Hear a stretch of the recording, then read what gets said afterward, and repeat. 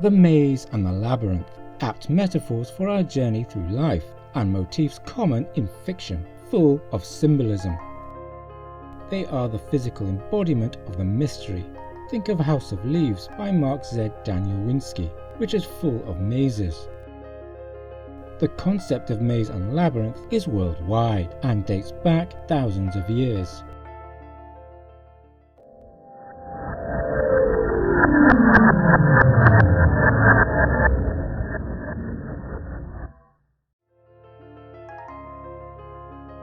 The maze and the labyrinth are not one and the same thing.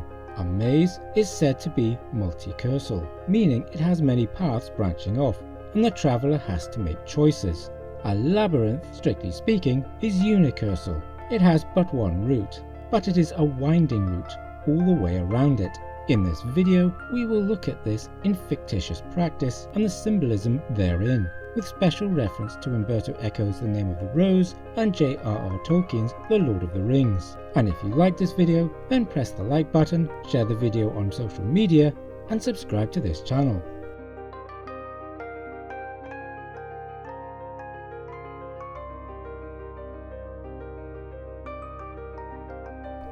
No exploration of this subject is complete without reference to the Labyrinth of Minos.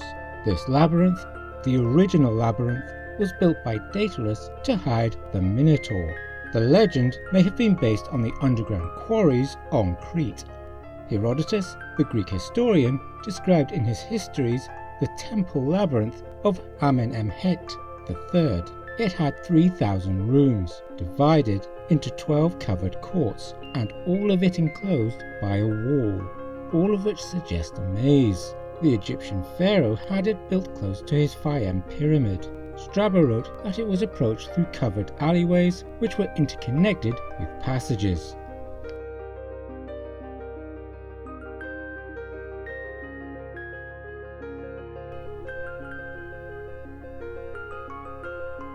The Name of the Rose offers us a labyrinthine library.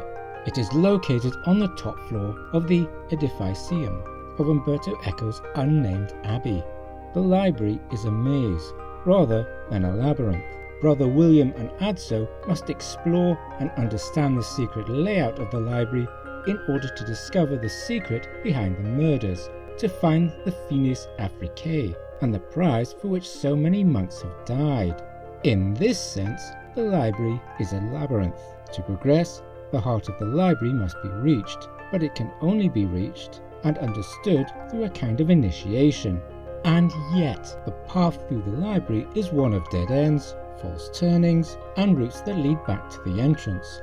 Our pilgrims have many opportunities to leave the path, both physically and metaphorically. Indeed, the abbot is all too willing to send Brother William on his way once the truth begins to dawn on him. And so, the library is a maze. We could argue that Tolkien's Mines of Moria are, themselves, a labyrinth, beginning at the west gate and passing through many bewildering passages before emerging into great halls, and eventually to the bridge of Khazad-dûm. There is a guide in the shape of Gandalf. It is a significant step in Frodo's journey that he loses his mentor figure near the end of the Long Dark of Moria. It is also significant that Gollum, the anti-Frodo, the creature Frodo fears he might become, makes his first proper appearance in Moria, shadowing Frodo. The mines can be interpreted as a journey through the subconscious. The Mines of Moria can also be linked to the Eyrie, to abandoned and derelict places, a dwarf kingdom lost by its native population, invaded by darkness and flame, its treasures plundered, its glory and wonder lost. For some, this is a disconcerting concept. Another disconcerting concept is the maze without walls, a maze of inhumanly great distances. Space, that final frontier, in which only a fully warp-capable starship might hope to cross. Such a vast, cold, dark void, a maze without end, in which the traveller might miss civilization by hundreds, thousands, even millions of light years.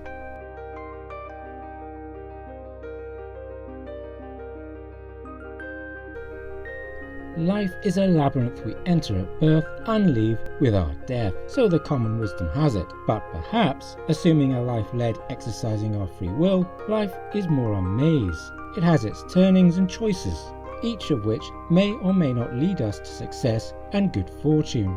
The labyrinth may harken back to the cave networks of prehistoric man. We need only think of the cave paintings of Cro-Magnon man, those caves reached by tortuous passages. The caves then might have been places of magical ritual. Amenhotep's labyrinth seems to have been underground, as might have been the labyrinth of Minos. Symbolically, the cave is associated with the womb, and so reaching the cave and then leaving it is a symbolic rebirth. It seems to be supported by the spiral labyrinths seen on many Cretan coins, a simple 7-turn path from the entrance to the centre. The maze is associated with initiation rites. The maze has many alternative turnings and dead ends designed to confuse anyone passing through it, at least someone uninitiated. There is a centre to which the initiate must reach, who is qualified to do so through their knowledge of the true path through the maze. The maze is also a physical manifestation of the mystery story, and so it cannot be a surprise Umberto Eco used a maze. The Name of the Rose is a detective story. Feeling lost is a common phenomenon, that sense of icy panic, of danger, of disorientation. The maze and the labyrinth offer us a controlled environment in which such feelings can be toyed with. The first is a physical reality that can be solved through persistence and knowledge. The second is a spiritual reality that can be transversed until one reaches self-fulfillment. Best of all, though, is the metaphor the maze or labyrinth offers to us.